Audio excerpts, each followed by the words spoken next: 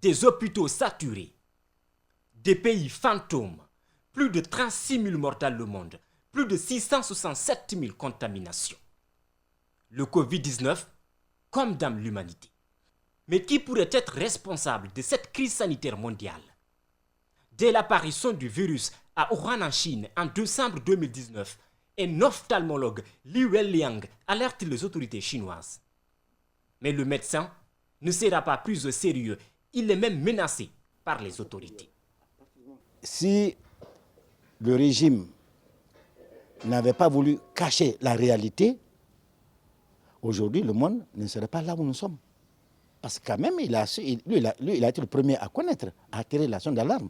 On aurait dû le prendre au sérieux. Mais on a considéré peut-être qu'il est politicien, et puis on a dit qu'il est contre le régime, et c'est pourquoi il a été muselé. Et ce qui ne serait pas arrivé en Occident ou dans les pays vraiment démocratiques et les pays libéraux.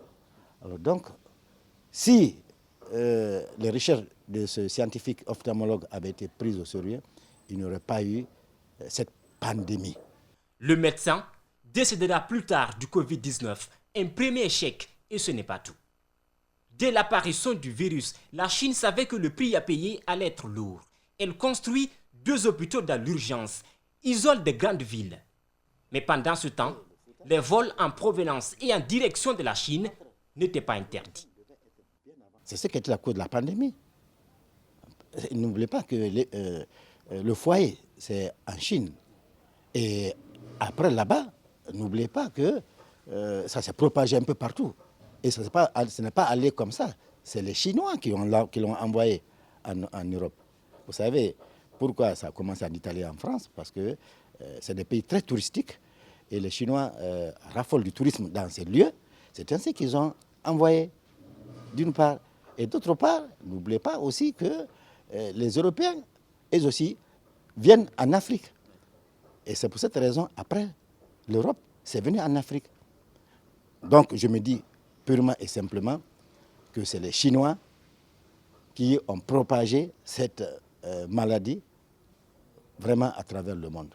Aujourd'hui, en Chine, le virus est presque maîtrisé. Mais est-ce que les Chinois ont alerté les autres pays, notamment africains, où ils ont des contrats? Plus le temps passe, plus le nombre de victimes augmente. À ce jour, aux États-Unis, 3000 morts du Covid-19, ou plutôt du virus chinois, comme le disait Donald Trump.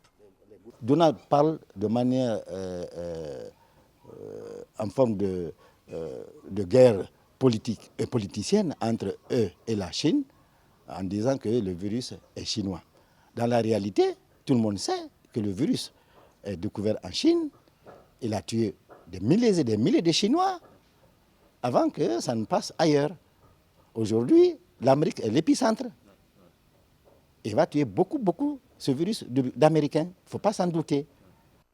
Le président américain a-t-il le droit de blâmer son homologue chinois? De l'empire du milieu, le nouveau coronavirus s'est arraché une place dans plus de 180 pays et territoires, mettant tout à l'arrêt.